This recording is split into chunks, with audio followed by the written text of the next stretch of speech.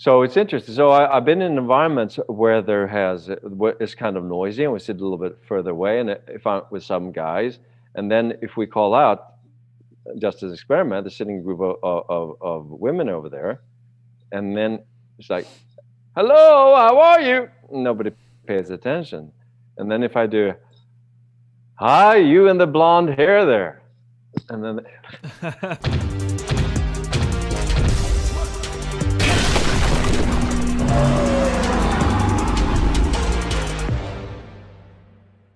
Right, so we've got me in the British pub and you in the beautiful LA home. I swear to God, every single person that I interview, they have a better backdrop than me, and the backdrops keep getting better. It's I shameful think for your myself. backdrop is cool. It's got to improve. It's got to improve. I just don't think Nice. I'm going to be here longer than 6 months to a year. So I don't really want to spend, thousands and thousands, and then it turns out I'm just moving anyway, and somebody else is Right. going to benefit. Yeah, yeah. Okay, so in short, thank you for coming on. Really appreciate your time, honestly. And I know it's early in the morning there as well, so thank you so much. I think it would be You're welcome. great to start with kind of outlining the work that you do, because I think a lot of people will be thinking, as we said at the start, it's very tonality based or body language based, the way that I kind of do it. But I know your work is very broad in the spectrum of the voice. If you could just explain that, that would be fantastic. Okay, sure. I'm glad to be on here. So many people know me as a voice and performance coach, and that has to do then with developing the voice. Sometimes people have voice problems also. So I work with singers and speakers, and really we're all singers and speakers, aren't we?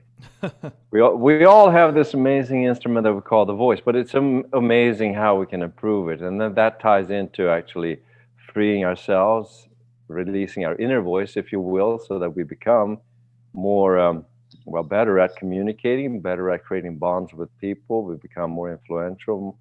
And then I also, part of what I do then is also how we can actually perform at high levels under pressure, the peak performance skills, and then the entrepreneurial skills, how to use our voice to our benefit. So, yeah, we'll talk about some amazing, fascinating things about this instrument that we call the voice.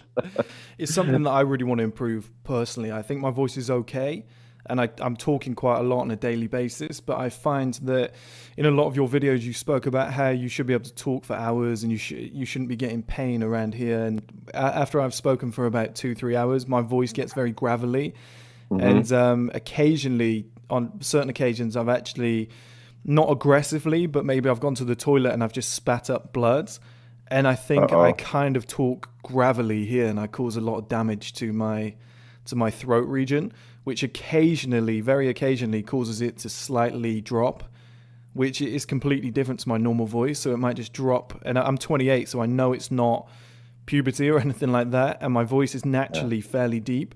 So if it does kick up slightly, it's always after like 3 hours of talking for ages and ages. So I Yeah. know I'm doing something wrong. So I really wanted to get you on to talk about that.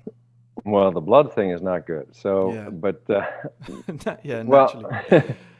yeah, the health of the voice is number one, and then we want to be able to do whatever it is that we do to our maximum capacity. So, the fact that you are interested in developing your voice is smart, and a lot of people aren't even aware that they can develop it. But you're into fitness, you know that you can develop your body. Most people know that. So it's interesting that most people do not know that Yeah. they can develop the voice. So if we, for example, need to have our voice for 3 hours or 6 hours, whatever, then there are strategies to develop that. Same thing as, someone who's never been out running, you go out and run, you're going to be tired after 15 minutes, right? While someone who's conditioned to do it can do it for a long time. But I train. So when I speak for 6 hours straight on the stage, or now when I'm doing a virtual event, then I prepare for it. I train. See, It's that important. fascinates me. That fascinates me. So I imagine you're training in a similar way to how a bodybuilder would train their body, because again, like you said, it's a muscle. It's something that you can use. So you weren't really born with this voice, or you didn't really develop the voice that you have now, because it's one hell of a voice. It's something that resonates. It's somebody that you can really listen to. So Really? yeah, how Well, did that thank you. happen? So have I always had? No. I was very, very self-conscious. So when I was in my teens, I mean, even late teens, I I've always been quite extroverted. I mean, introverted. I mean, Yeah. when people see me on stage, they think I'm so extroverted, I'm so charming, I'm so charismatic. Really, when I'm no, that's not.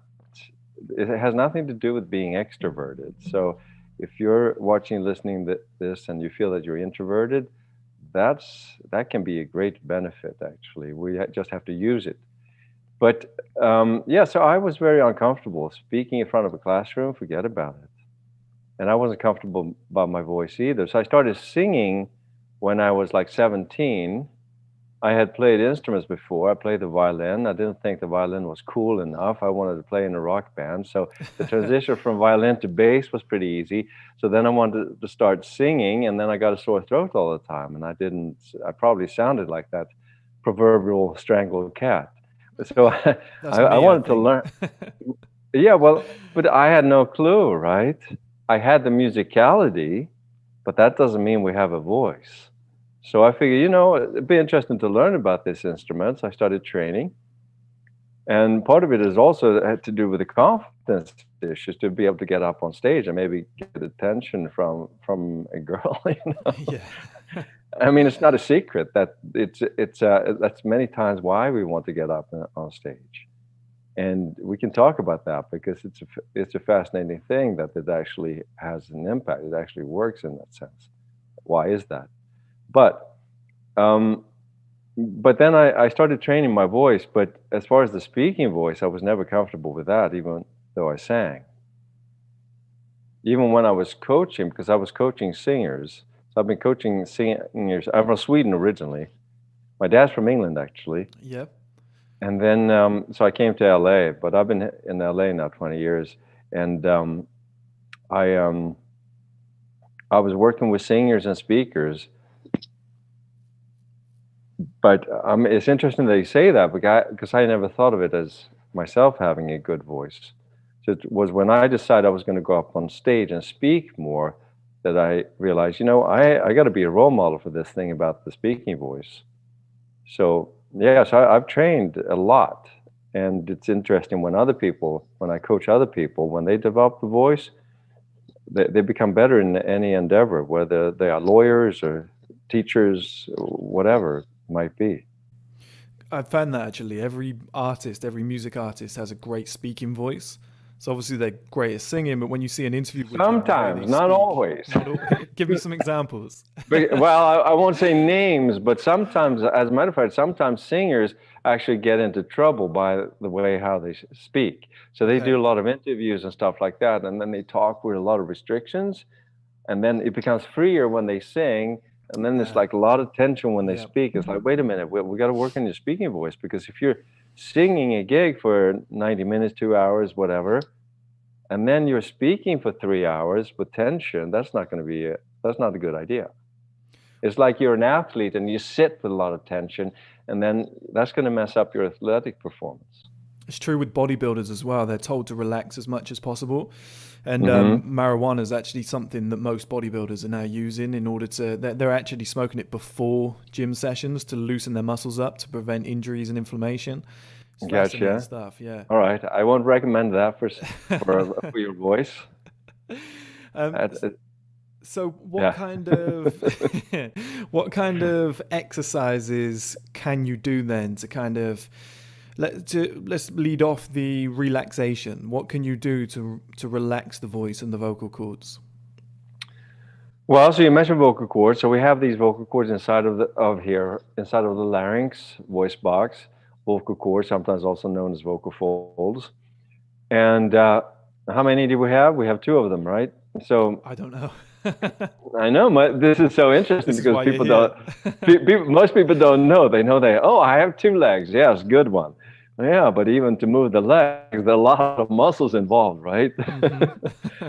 So if but we have two of these vocal cords or vocal folds inside of here, and when we breathe, they're open.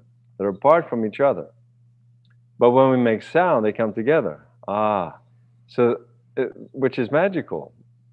really, but you've always been able to do it from day one, and which is part of the problem because people take it for granted. Unless they lose their voice, then suddenly we maybe shouldn't take it for granted. Maybe it'd Hmm. be helpful to learn about it. But we can't see them, right? So we have to get good at feeling them. But there are muscles, of course, that move stuff in our body. So if I do ah, there's a difference. There's a difference muscle activity. The question is, what muscle is that? And most of the time, if I have someone do that, then go breathy, and then go make sound. There's a lot more muscle involved in that action than should. We want to develop muscle isolation skills so that you move muscles effectively. So think of it as an athlete. When you want to, an athlete can move muscles individually, independently of each other, very much, right? So, and an instrumentalist also. So I mentioned I played instruments, right? So if I want to move fingers, if you play guitar, for example, and you play a bar chord, you're going to get tension here when you're a beginner. You get tension all over the place, Yeah. right? Yeah. So much tension. Or you go to the gym, you're going to do bicep curls, and the shoulders and your back and your face, everything, right? But your face has nothing whatsoever to do with your bicep. But that's what tends to happen. We engage so much extra effort that's actually not the muscle. So athletes know this. So the people you see in the gym who have done good form because they can move that specific part of the body with keeping something else out of the way. And we want to be able to do the same thing. Of course, it takes a little bit of training, but that's ideally what we want then. So then the vocal cords can vibrate with less effort. So that makes it then, well, you don't get tired so fast. More efficient. Efficient, exactly. But part of it is also muscle strength, right? So when we go Yeah. to the gym, we are actually developing strength of muscles. So we want to have these muscles strong, but then again, which muscle do we want strong? All the compensatory muscles or the actual muscle that we want to work out? But you're right. Most people, I mean, we're not aware of it. We don't think about it unless we lose our voice. That's the time then we really need to fix it. But if you get tired, for example, I can tell you right now that the reason is because your voice is a little bit leaky. So when it's like, if I talk like this, then it's super leaky, right? But if we have a little bit of leakiness, then that makes us more tired. So we want to get the vocal cords to be stronger. And it's amazing how that feels. And also the response you get. But you have a cool voice, have a little bit of breath in this it's cool also. It gives you a little huskiness. It's the British accent. Well, accent is, yeah. If I was from somewhere like Canada where the tonality is a little bit squeakier, I think I'd be in serious trouble. Well, then we get into more melody and stuff. Yeah. Yeah. So let's say if you were training me and you were saying, okay, I want to strengthen your voice so that you can do 10 back-to-back podcasts that are half an hour each. You can do a body language analysis for an hour, and then you can get on stage and you can speak for 2-3 hours, and there's going to be no blood.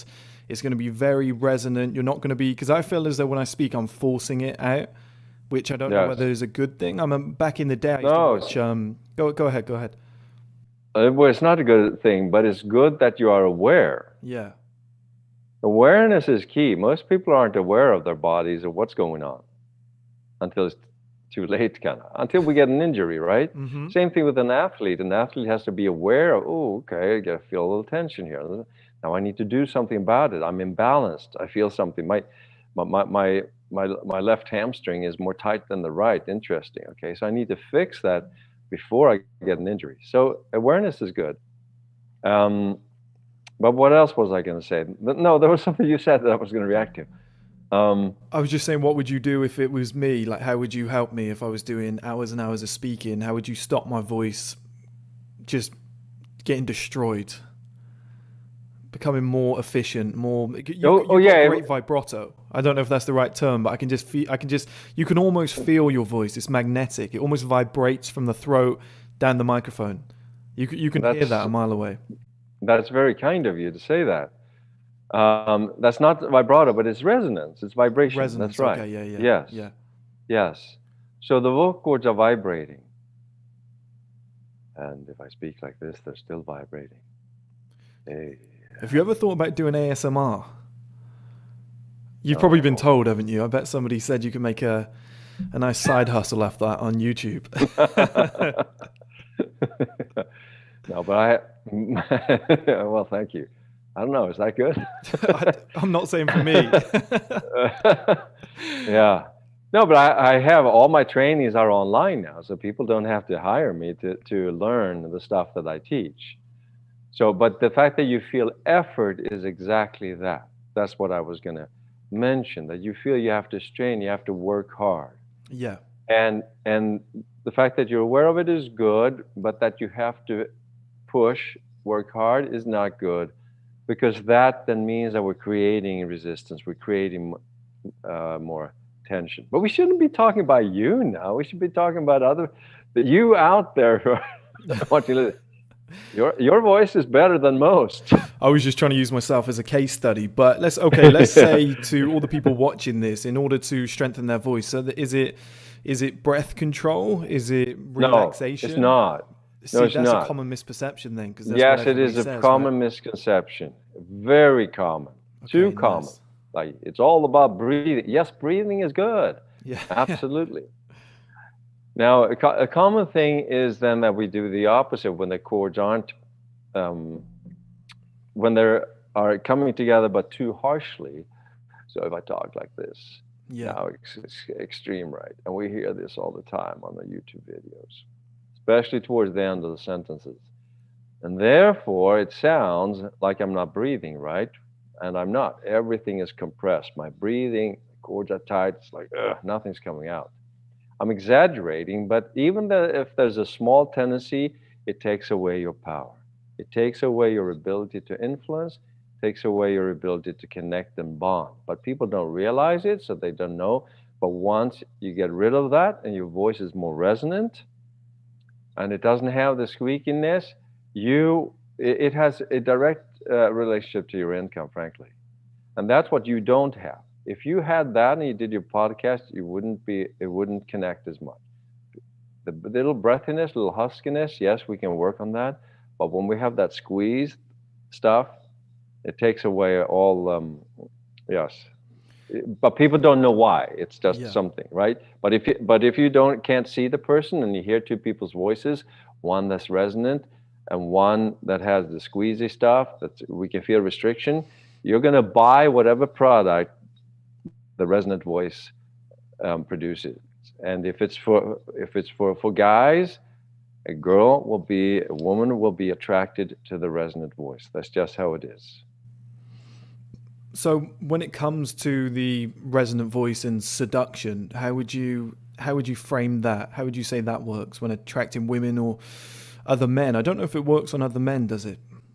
Because both Well, guys it have. does, because Yeah. in business situations, Aha. if you want to Yes. be, if you want to be authoritative, you want people to say yes to you, you want people to pay attention to you, you make a presentation, you're selling, you're negotiating, you want to have a leadership position. It has an absolute, is directly related to how you're able to resonate with other people. And your voice is so powerful in that. Your body language is also very, very important, of course, but it actually goes hand in hand. So if I sit like this, then I probably talk like this, or the other way around. It's like, I hope I'm not being heard too much. Hello, everybody. Would you please pay attention to me? Or if I have too much of a breathy voice, then it's like, oh. But those are extremes, right? Yeah.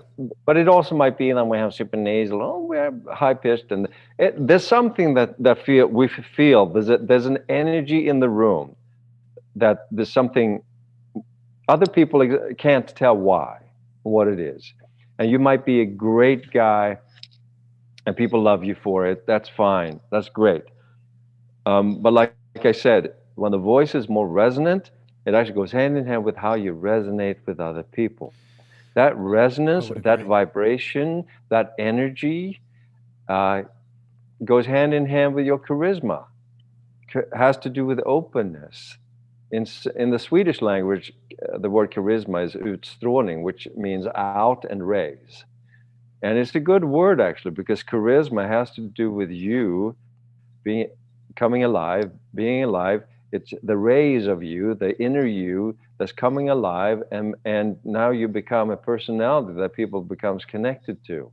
So if the voice is restricted, then that goes hand in hand with that. There's something going on here within you, and it could be habitual, or it could go hand in hand with your your your psychology, because our voice is very much tied to our psychology, our fears, the restrictions that we have, the past traumas, and so forth, right?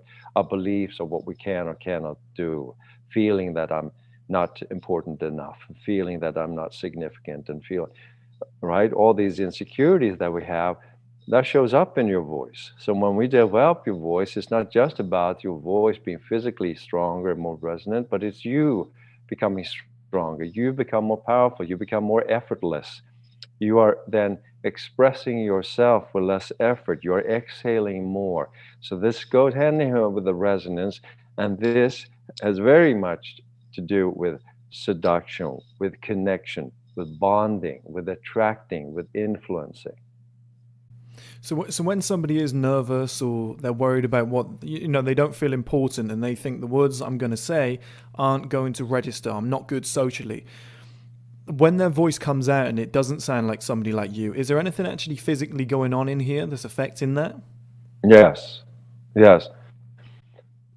So I mentioned the peak performance training that is very much part of my whole methodology. And again, you can learn all this stuff online because my Yeah. trainings are all online. So the peak performance has to do with being able to perform under pressure. Well, not just being able to, but becoming your best, being your best of when it matters the most. How to come alive under those pressure situations, which is of course vital for an athlete and vital for a performer getting up on a stage. But your stage might be in an important meeting, in an interview. Maybe you're interviewing for a job. Maybe you're on a date. Hey, how about that? Right? So it's something that's important to you. And therefore the stakes become higher and we might experience more fear, nervousness. And my philosophy is all about embracing fear. That fear is actually good. But often we feel afraid of the fear. We feel there's something wrong with us because I get nervous. No, there's something wrong with me if I don't get nervous. So, having been on stage a lot in my life, the times when I'm not nervous becomes a bad performance. So, nervousness, and for athletes, for super athletes, that heightens our preparation, Yeah. heightens the importance, and therefore, but we want to then turn that into really um, great energy so that when we become free, that we start trusting that. That's, of course, training also, right? But therefore, we're in this situation, and therefore, we're now in a nervous situation. But now we turn outward, especially when it comes to communication, that we want to turn our focus on that person, to be genuinely curious, interested in that person. So it doesn't become about us. But you were asking them what happens physically. So when we are then in the stress mode, the sympathetic nervous system is triggered, then things happen to us. The heart rate goes up, we start sweating, the breathing becomes more shallow, and it affects the voice, and we start to tighten here. So this is then expression, right? Creativity, and that and so to have this free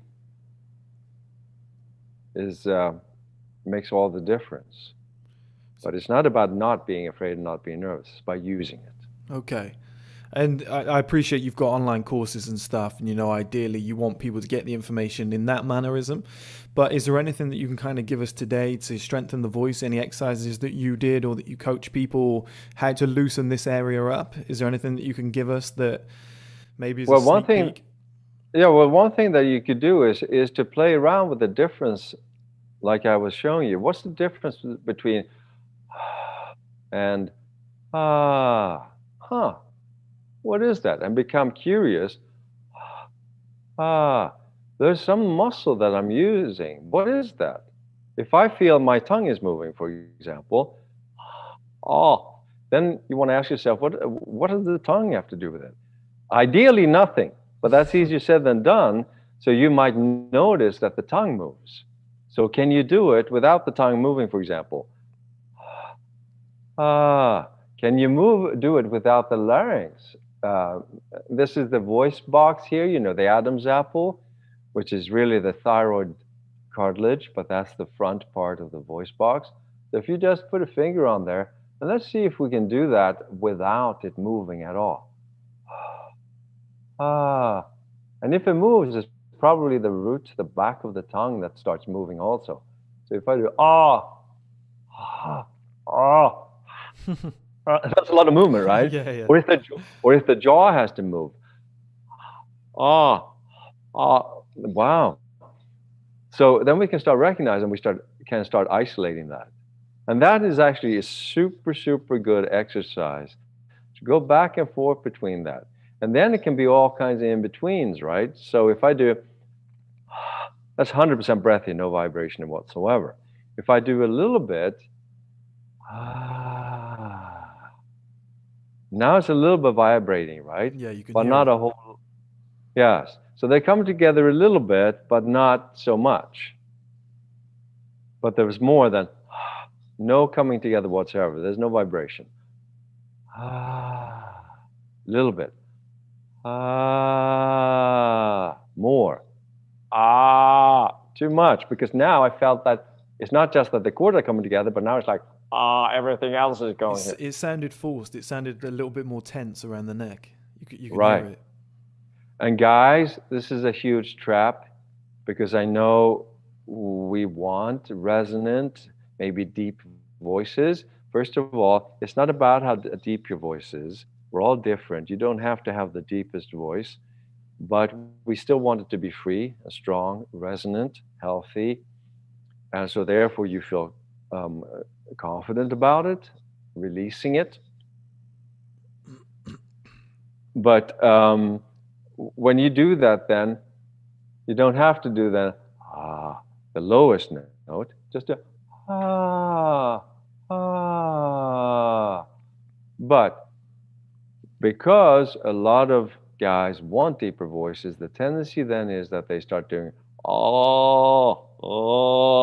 and they might have even heard that you're supposed to yawn. No, please, that's very old school. Very old school among singers also. A lot of singing coaches still teach it. Yeah, that creates a lot of tension, a lot of pressure. You don't want that in your speaking voice. But a lot of guys fall into that trap. Okay. I'm very authoritative now. Yeah. Yes, yes. But it's actually not that. You hear that? It's way deeper. It doesn't Hey. seem natural. It seems like it could cut out at any moment. Whereas your one, it sounds like a storybook reading voice that can just continue. Thank you. Storybook reading voice. Can I use that quote? Sure. I don't know if my name carries much cachet though, especially in the singing world. Yeah. And I'm exaggerating so you hear it clearly, but for most people, they don't have these exaggerations like I'm illustrating them, but there's a little tendency towards it. So, and even a little slight change, a little more freedom in your voice makes a big difference. So when a man has a strong, deep voice, is it all an illusion? Or is it coming from something they've done, or is it just naturally testosterone and longer? I think it's longer vocal cords, right? No, because There's again, so many misconceptions. yeah, there are a lot of misconceptions. I've trained, so my voice is deeper, but if you hear me sing, I can also sing really high stuff. So it's not that it's one or the other, it's about having a flexible voice. But yes, we're all different. So again, having the deepest voice is not that's not really the goal, but it can be deeper than it is, meaning more resonant. It's not necessarily lower, right? I don't I don't have to speak down here. Eh, I can't. By the way, when I speak like that, I can't get volume.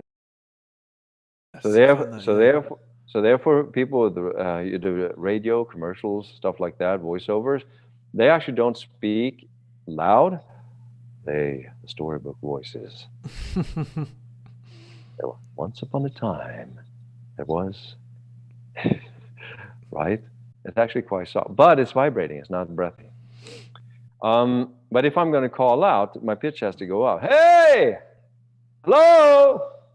Maybe I'm cutting out when I do that with this No, it sounds microphone, good. Sounds fine. but my pitch has to go up. But it's irresonant. If I do, hey, come on, yeah, can you hear me? There's a lot of strain. It's like we don't pay attention to you. Hey, hey, how are you? Doing great. I've tested this, by the way. I've tested this on women also. Yeah, it's With something the that guys, draws with you women. in. I don't know what it is, but it's such a subtle difference. But straight away when you're doing that, I just picture a guy with a lot more. Even though I can see you here, I'm picturing a guy in that scenario yelling out to somebody with a lot more authoritativeness. Yes. And the authoritativeness also becomes because there's less effort, right? When we sense effort as human beings, we sense, we become resistance. It's like, oh, someone's yelling at me, right? I put up a shield now because there's a defense, right? Is that sympathetic nervous system makes that, okay, I'm being threatened somehow. So it's interesting. So I've been in environments where it's kind of noisy, and we sit a little bit further away, and if I'm with some guys, and then if we call out, just as an experiment, there's sitting a group of women over there, and then it's like, hello, how are you? Nobody pays attention. And then if I do, hi, you in the blonde hair there, and then they all turn around. And That's like a it's not necessarily, superpower. yes, in a sense, it's not that it's necessarily louder, but there's something about it that there's a resonance, but there's a calm about it, right? And suddenly you get the attention. And again, this works with guys and guys also, like in business situations. Absolutely, people pay attention to you. Oh, okay, we better listen to what this guy has to say. Yeah, I remember when I used to do telesales a long time ago. They said that it was 93% tonality. It's not necessarily what you're saying, Hmm. it's how you're saying it. And Right. one thing that kept popping up was pacing and emphasis and stuff like Yes. that. Is that things that you encourage? Yeah, but the tendency is that it can become artificial if we start thinking about that. That's So true. so pacing, we would like that to come out of the organic um, purpose of why you say what you say. And the word tonality also implies melody, and rhythm, and well, pacing has to do with rhythm. So, like I was demonstrating here, it's like, hey, oh yeah, yeah, right. That's actually a big range of the voice. So we can play around with the melody. Oh yeah, that's amazing. Right now, that's pretty high pitch, right? That's amazing. Yeah, that's amazing. I'm so glad you're here. You are wonderful. And I'm so. If we talk about the same pitch, that becomes monotone. That's not going to do very well, right? So therefore, we have to have a flexible voice, and we want to be able to use it. Yes, of course. That's like super high, really. But you don't think of it if it just comes in and say, yeah, of course, right? Yeah. So it's actually a big range. So whether in a live situation or on camera or on the phone, the same thing. Um, and then the pacing, we'd rather have that. In my philosophy is that we have that come out of your level of empathy and how you can actually relate to another person, and it becomes an organic thing. If we tend to think about it, then we lose the connection. I'm getting the idea from you. It's definitely a head game, and then resonance. I think it's those two things. Would I be right in assuming that? Yes, and I like to think of resonance as our whole being in that sense. That the voice is just how it manifests in sound, but it has to do with the resonance of you. How do you resonate with other people? How can you therefore connect, bond, become charismatic, influential, attractive, and it goes hand in hand. That makes sense. And do you have a morning routine or a nightly routine that you do in order to keep your voice at the level that it's at? So, I mean, part of the whole package is also overall health. So I'm very into that. Breathing. I do morning breathing exercises actually, and I do some movement before I use my voice. I do some vocal warm-ups before I speak, before I do this today. And a warm-up, people ask me, what's a warm-up? Well, a warm-up is only to get you to do what it is that you want to do, and it depends on your voice. So we actually really don't learn warm-ups first. We actually learn the training and how to isolate the muscle and stuff like that. And then you will know how to warm up, because then you just do something that makes that happen, depending on your weakness, your strength. Same thing for an athlete, right? If they feel that if they have the body awareness and the skill of what to do with their bodies, then okay, I have a tight hamstring today, then I'm going to warm up differently compared to if I have a tight shoulder, right? So it depends. Or my back is like, oh, my back is stiff, so then I will do something else. So yes, drink a lot of water, health, good nutrition, don't smoke. Part of the marijuana that you were mentioning, why it's so bad for the voice, is also because of the heat. So you really don't want to inhale that. That really messes with your vocal cords. Okay, sure. And one question I've got personally is, Can I just add one yeah, yeah, more go thing, ahead, yeah, by the yeah. way, just in case people have heard this? Because the thing with the smoking and stuff like that, people think that oh, it gives me a deep voice. Yeah. So if you believe that, please let go of that nonsense. The reason it gives you a deep voice is because the vocal cords become swollen, and that's not good. That's inflexible depth, but it's not. You can't project with it. You can't be the full you. Okay. Yeah, that's another misconception, isn't it? That the more that you drink and smoke, the more you'll have that raspy voice that sounds like that, almost like a Jason Right. Statham type of voice. Why is Yeah. it somebody like Jason Statham's voice gets really praised? A lot of people say he's got a fantastic voice, whereas it somewhat goes against everything that you've said, although is his just natural? Well, I wouldn't say naturally, something that's been developed Yeah. over the years by how you use a voice, right? And for some people have interesting, weird voices, and we think that's cool, and that's fine. So be it. My job as a voice coach then is not to change that person, by the way. My job as a voice coach is to be able to enable that person to do what it is that they do so that they can do it night after night, day after day, and have a healthy voice and still have the sound. So, for example, singers have developed a certain sound and they don't want to take voice lessons because they're afraid that it's going to change their style, change their sound. And that's not going to, and I agree with them. They are resistant to taking voice lessons for a good reason, because some of Yeah. the traditional voice lesson is about that. No, you're doing it incorrectly. You have to change. You have to do this and start sounding like an opera singer or something like that. No, I didn't want. I want to have a distorted rock voice.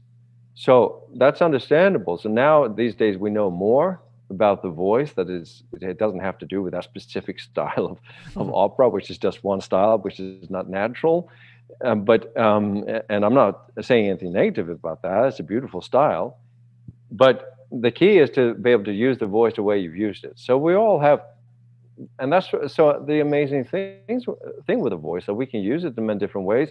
We all sound different. People have been accustomed to using the voice in a certain way, and it's become their style. That's cool. Now, is it something that's sustainable? Can you do it, or are you having a problem from it? Then we need to fix that. So if one of my guys is watching this right now and they're, everybody's working at home right now, everybody's doing Zoom meetings. If they've got an important speech or a meeting that they're about to do, or, when they go back to work, they have to do a speech in front of everybody, or maybe go on a date with a woman, what sort of things would you tell them to do maybe an hour leading up to that speech? Or let's say they're nervous and they're walking up to do the speech or something. What can they do in those moments to just kind of let that nervousness go and project that voice? Um, Or is it too late can at I, that point? well, There are always things that you could do, but I'm not in favor of, the quick fix mentality either. Yeah, that's the If problem. that it is a problem for a lot of people that then shows up in so many areas of life, right? Oh, I want to make a lot of money by Friday, and you haven't. Okay, My great. favorite is I'm going to get in shape for summer, and people start in January, which everyone says is a New Year's resolution. I've always said start in September. I don't know why people don't Okay, start in September. As soon as that summer right, finishes, right. give yourself an extra 4.5, 5 months, because 3 or 4 months leading up to summer just isn't enough from January.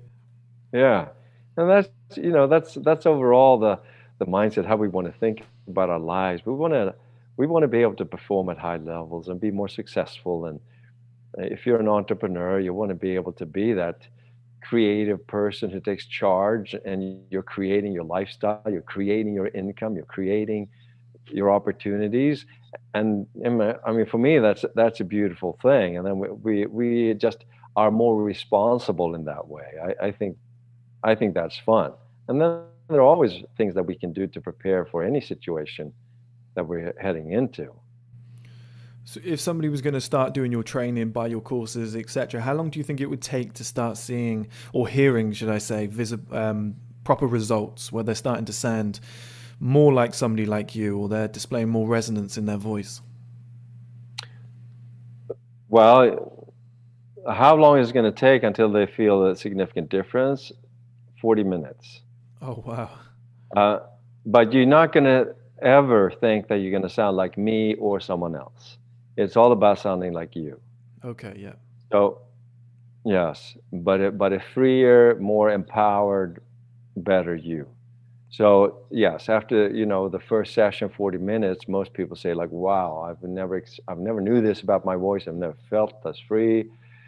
And that's with the voice you already have today, right? So then when you go and practice that a little bit each day, muscles start responding differently. You start discovering new things. So obviously, we don't build strength in the muscle on one day, right? When you're working out, you don't get stronger. You actually get weaker if you work out. It's from the rest that Yeah. makes you stronger, right? Mm-hmm.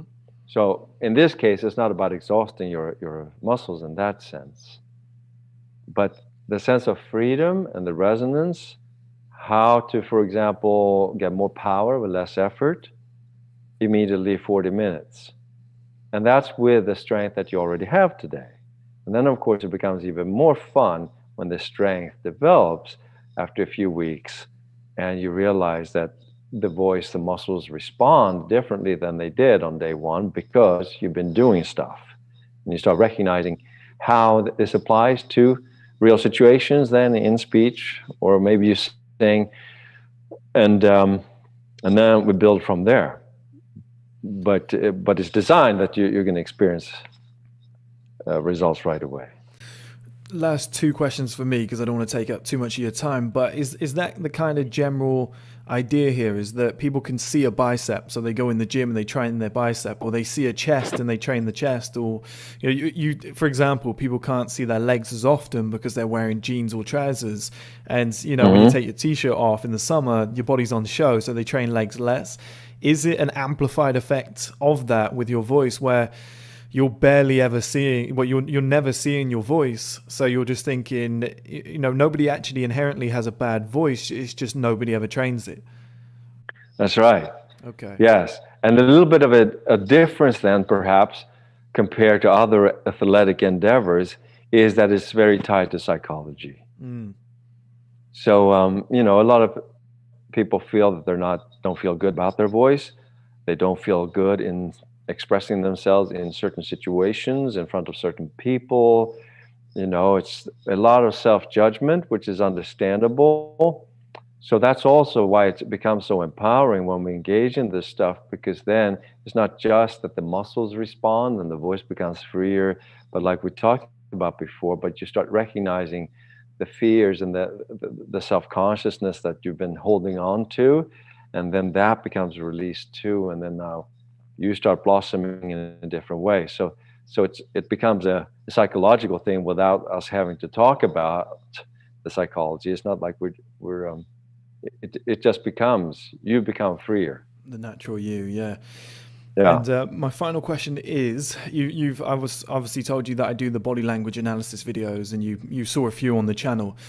Would you ever be interested in doing a collaboration where a lot of people tell me to do Tyler Durden body language analysis, who's Brad Pitt from Fight Club, and I've watched a bunch of clips, and his body language isn't actually that great. I've noticed that a lot of what he does comes from his voice. Would you ever be interested in maybe we bring a clip up on screen and me and you break it down and we talk about maybe what he's doing that's correct? Because, or you pick an actor yourself who you think is fantastic at this. Because number one, I think it would help a lot of people. Number two, I know for a fact from my own views, it would get hundreds of thousands of views if we're both on it together. And then I think a lot of people would be channeled back to what you do. And I think that's important because people need to hear this, because everything that I've thrown at you today is a misconception. So I assume if that's what I thought, that's what most people thought. So I think more people need to hear what you're saying. Okay, cool. Yeah, I think we should throw that question then to your audience. Would they like that to happen? They would like, yeah. If enough people say yes, we'll do it. There'll be too many. I get asked to do the Tyler Durden one every single day, and I keep looking at clips, and I'm like, there's no inherent body language. It's all tonality, and I think like I can do that to some extent, but now evidently after speaking to you, I'm like, I'm not an expert in tonality. You are. I can say about the pacing and what's being said in a body language sense, but that's why I wanted to get you on before I did it, because I just know that you're the expert in this area. Well, let's do that. Send out or wherever you're publishing this. Is this going to go on YouTube? This will go out a few places. But what I'll do is I'll find a couple of clips. I'll send them over to you, and you see. And if so, they can put in the comments there. Who are you interested in? What would you like to learn? Yeah, it has to be some. I think it's. I mean, it should be something so it's applicable to people. So you can actually not. So it's more than interesting, but actually something that you can. Achievable. It's usable. Right. Yeah. Not like a unique voice that nobody can match. Yeah, like Barry White. Let's do a break. Do you know what I mean? It just doesn't really work, would it? Yeah, but there you have an example, Barry White, that he doesn't sing loud, right? He just uses that depth, and he does it soft, but it's resonant. It's not breathy. Was he born with that, or is that something that he developed, or perhaps both? Yeah, it's both. That's both. Yeah. I mean, that's definitely sort of part of his natural how he is. But there are a lot of people who also have deep voices who can't do it the way that he does. Yeah, exactly. Right? Yeah. Well, I'll tell you what, honestly, I could talk about this stuff for hours. I love this sort of thing. When I found something called orthotropics, the way that your genetics don't actually decide the way that you look, it's very much to do with kind of neck exercises, facial exercises, and oral posture, the way your tongue can sit on the maxilla, drive it forward. There's like a whole science to that sort of thing. And then I think another one that's exactly like that is your voice. People say you're born with this voice and it will never change. Then I meet you and you're saying the same sort of things, and I just think there's a whole world out there of isolated components that we could all be working on, but instead we'd rather watch TV or something. It's crazy. Absolutely, and every guy knows that it changes dramatically in your teens. So there. Yeah.